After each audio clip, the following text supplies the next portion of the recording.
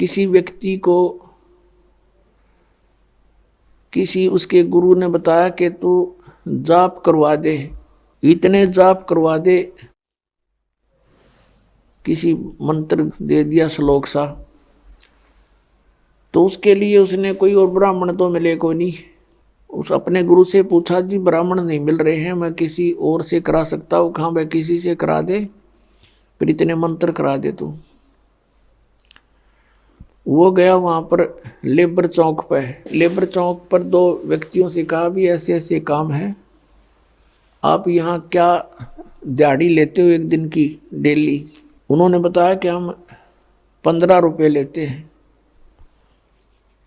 और क्या काम करते हो? कि सारा दिन तसले ढोते हैं, मिट्टी डालते हैं सड़कों पर या किसी के घर पे। तो उस व्यक्ति ने कहा कि मैं तुम्हें 30 रुपये दूंगा और बढ़िया भोजन दूंगा और बढ़िया कपड़े दूंगा, तुम मेरे यहाँ काम कर दोगे? क्या काम है बताइए? कि वहाँ एक मंत्र का जाप करना है। वो दोनों बोले ठीक है हम कर देंगे। और भी दूसरे कहने लगे हम भी चल पड़ेंगे, हम भी चल पड़ेंगे। वो कहने लगे अभी दो की आवश्यकता थी, ये 2 तैयार हो ही लिए। उन दोनों को ले आया, उनको कहा पहले तुम स्नान करो। स्नान किया और बढ़िया भोजन कराया, स्वच्छ कपड़े पहना दिए, जैसे धोती लपेटा करते पहले, वह धोती दे दी उनको बढ़िया। और कहा ये माला ले लो और ये मंत्र बोलते रहो, 8 घंटे ड्यूटी करो तुम अपनी, 8 घंटे यहाँ, और 30 रुपये दूंगा, वहाँ 15 लेते थे। अग जी ठीक है, बहुत अच्छी बात, निहाल हो गए। और जी कितने दिन कराओगे? अग भाई 3-4 दिन कराने पड़ेंगे। अग जी और किसी ना बुलाइयो? अग ना भाई ठीक समय ना, और क्या जरूरत है, डेली इतने करने हैं, तुम कर ही दोगे? कहाँ जी कर देंगे। अब उसने बैठा दियो माला देगा हाथ में।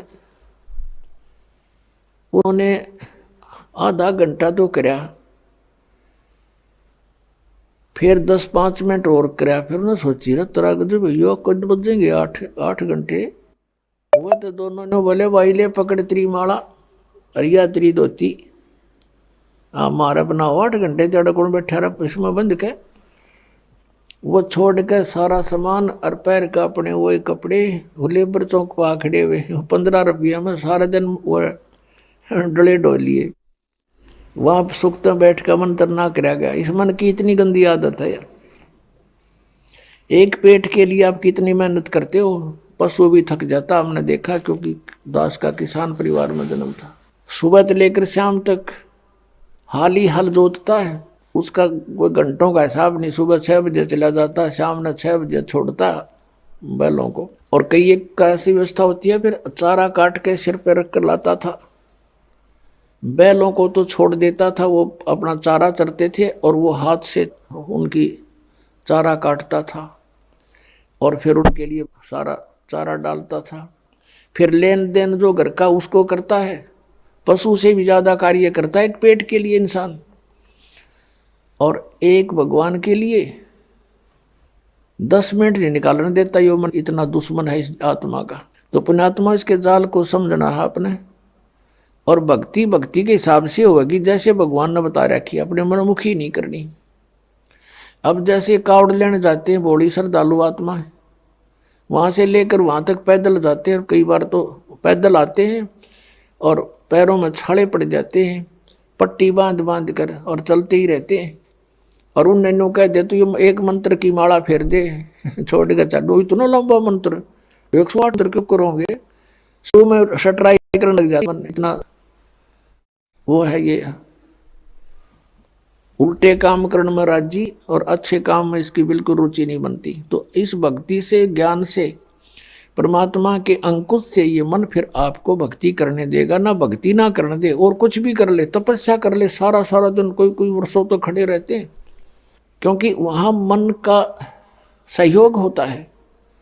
और मन ये काल है, ये चाहता है कि परमात्मा की भक्ति ना करके यो प्राणी बाकी कुछ भी करता रहे, अपने पंजे नीचे है। यो पेट पलनियां चलते हैं, उन इस दामों पर जाते हैं, पेट के बल ऐसे आगे निशान लगा दिया, फिर वहां पहुंच गए, उठकर फिर निशान लगा दिया। यानी इस तरह की क्रियाएं कितनी कर ले, नो प्रॉब्लम, नो ऑब्जेक्शन। और माला के 108 मंत्र ने होगा 6 ऑब्जेक्शन। एक माला पूरी नहीं करने दे, इतने पता नहीं कहाँ कहाँ सोचेगा, चल वहाँ चलते हैं, वो काम था, फलाना था, फिर कर लेंगे, चल छोड़ इसको, फिर क्या था, फिर पता नहीं कहाँ कोई और समस्या आ जा। तो कहने का भाव ये है कि जो क्रिया है वो बिल्कुल आसान है, लेकिन हम उस दूसरी साधनाओं में घने रंगे। अब उस रंग को कति छोड़ना पड़ेगा। वो साधना आप जो पहले किसी तरीके से भी करते थे वो नहीं करनी है। अब जैसे आपको बताई जाती ऐसे ही करना